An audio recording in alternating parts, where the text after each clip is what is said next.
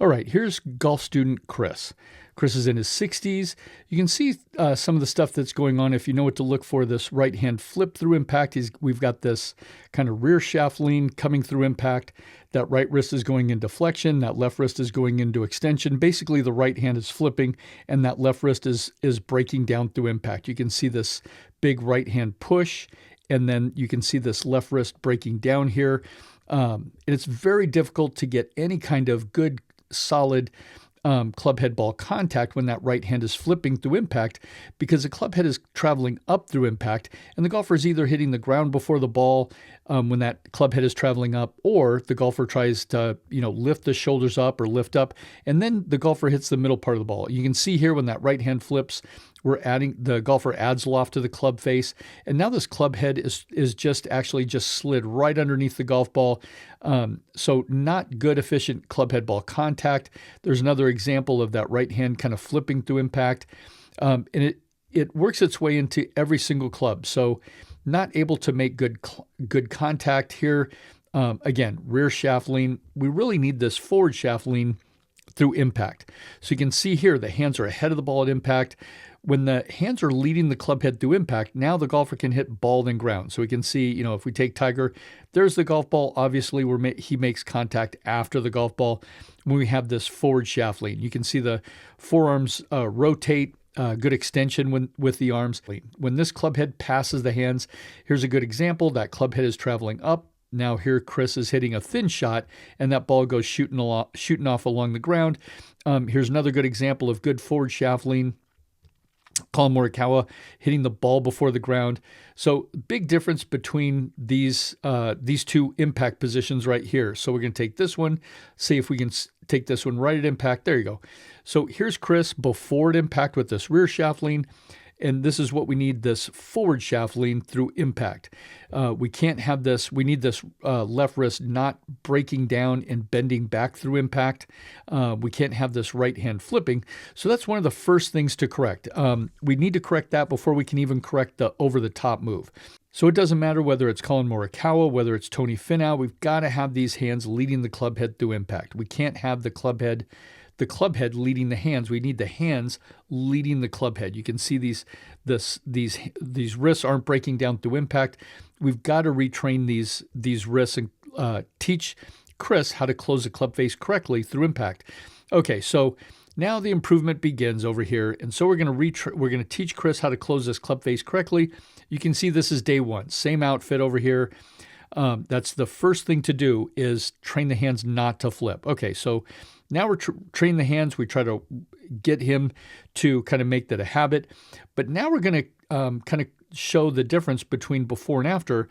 Here's Chris before, and now as he starts to retrain his hands, now here's Chris after as he moves through impact. Huge difference as the hands are accelerating. You can see no breakdown in the wrists like before. Okay, so that's his new technique, closing the club face. You can see, kind of before, the arms have to pull up into the body. Here, the arms get to extend away from the body and down the line. We're going to take, again, another example of closing this club face correctly, and huge improvement just in kind of 1 week here from before to after. And now we also get to correct, now that we're starting to correct this right hand flip, we also get to correct the over-the-top move. So here is Chris's old move. So he would take it back, and we're going to put a marker right on his hands, and the hands actually kind of shoot out at the golf ball. You can see he would throw the hands out at the golf ball and then throw that club head at the golf ball, and you can see this right hand flip, that club face open up to face the sky. So that was his old move with his old swing. He would kind of hang back on it and just throw the hands at the golf ball. You can see this little separation here. His right hand actually kind of comes off the club. And so there's his backswing. The hands are coming out towards the golf ball and throwing that club at the golf ball. All right, so now the work begins. Now that we got him closing the club face correctly, now we can see we're going to correct this over-the-top move. And now we've got this transition to be able to swing at the ball from the inside out.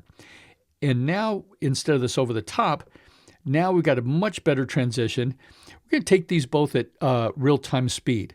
So let's take, here's his before technique. Let's take him at real-time speed. That's his over the top and throw across the golf ball. Here is his real-time swing in his new swing. And we're going to transition the hands to do the opposite of coming over the top. And now when he swings through the golf ball, he's starting to hit some draws. I point out the ball heads out there right at his target.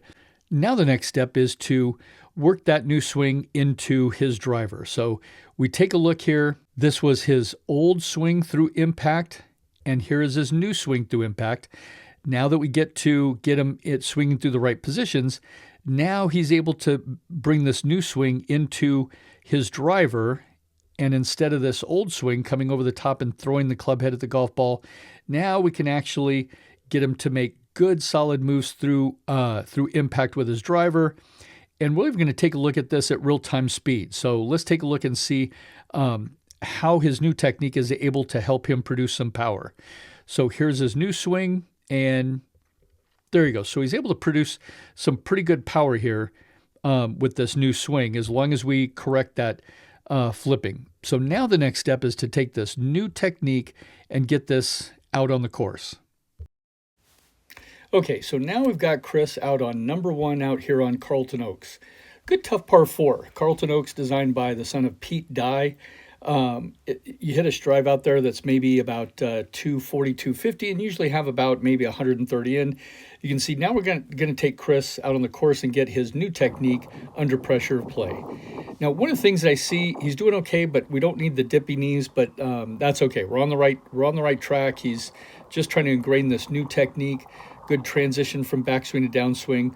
And we'll eventually work on those knees not dipping. We'll get him to post up on his left side. We also have a camera back here right behind the pin, and we're going to be able to see the results of Chris's hard work.